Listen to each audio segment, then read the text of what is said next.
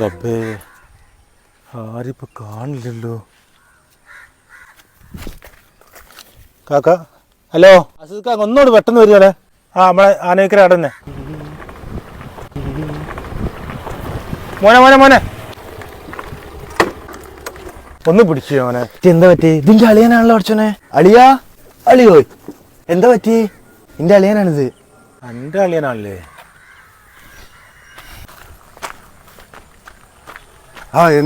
എന്താ പ്രശ്നം? അവിടെ വണ്ടി പറഞ്ഞിട്ട് ഒരാൾ വീണെടുക്കണ്ട. അവിടെ വാ നമ്മ പോയോക്കാ. അത് നമ്മൾ ശരിയല്ല, നിങ്ങളോട് പോരി. നമ്മൾ അടുക്കൂല, അവിടെ പോരി നിങ്ങള്. അല്ല എന്താ മൂപ്പര് അളിയാട് വന്ന് നിൽക്കുന്നുണ്ട്. അതിനെന്താ നമുക്ക് പോയി? മൂപ്പർക്ക് യൂട്യൂബ് ഉണ്ട്, എനിക്ക് യൂട്യൂബ് ഉണ്ട്. ഇപ്പത്തെ കാലത്ത് നടക്കൂല. അതുകൊണ്ട് അളിയന് യൂട്യൂബ് ഉണ്ട് വിചാരിച്ചിട്ട് ഒരാളെ രക്ഷിക്കണേ നമുക്ക് എന്താ ഇജ്ജി ഇങ്ങോട്ട് വാന്ന്. നിങ്ങൾ ഈ ലോകത്ത് നല്ല നിങ്ങൾ ഈ വാർത്തയും പേപ്പറും ന്യൂസും ഒന്നും വായിക്കുന്നില്ല. അതൊക്കെ ചോറാണ്. നിങ്ങൾ ഇങ്ങോട്ട് പോരി. നിങ്ങളത് അതിപ്പോ ഒരാളിന് വിവരമില്ലാതെ എന്തോ ചെയ്ത് വിചാരിച്ചിട്ട് നമുക്കിപ്പോ ഒരു ജീവൻ ഇവിടെ കിടക്കണേരം നമുക്ക് അങ്ങനെ പോരാൻ പറ്റും. ഇജ്ജി ഇങ്ങോട്ട് നമ്മള് പോയി രക്ഷിക്കാമോ? അല്ല പിന്നെ എന്നിട്ട് ജി മുണ്ടാതെ പോവാ. പിടിയൊന്ന് കാല് പിടി. ജീവുണ്ടോ? അത് വേണോ?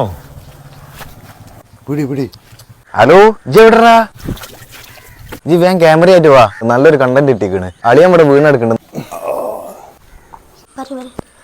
എന്നെ സംബന്ധിച്ചോളം അവര് മനഃപൂർവ്വം കുടുക്കിയതാണെന്ന് എനിക്ക് തോന്നുന്നത്. അവരിത് സെന്റിമെന്റ്സിനും സാധാപത്തിനും വേണ്ടി ചെയ്യുന്നതാണ്. കാരണം അവർക്കൊരു യൂട്യൂബ് ചാനലൊക്കെ ഉണ്ട്. അതൊക്കെ ഒന്ന് വൈറലാക്കാൻ വേണ്ടി ഇതിന്റെ പിന്നിൽ പ്രവർത്തിച്ചതും അവർ തന്നെയാണ്. അവരുടെ പേരിൽ എത്രയും പെട്ടെന്ന് നിയമ നടപടികൾ എടുത്ത് അവർക്ക് അർഹതമായ ശിക്ഷ വാങ്ങിക്കൊടുക്കണമെന്നാണ് എൻ്റെ ഒരു അഭിപ്രായം. അവരെത്രയും പെട്ടെന്ന് അറസ്റ്റ് തന്നെ വേണം. ഞാൻ പറഞ്ഞില്ല.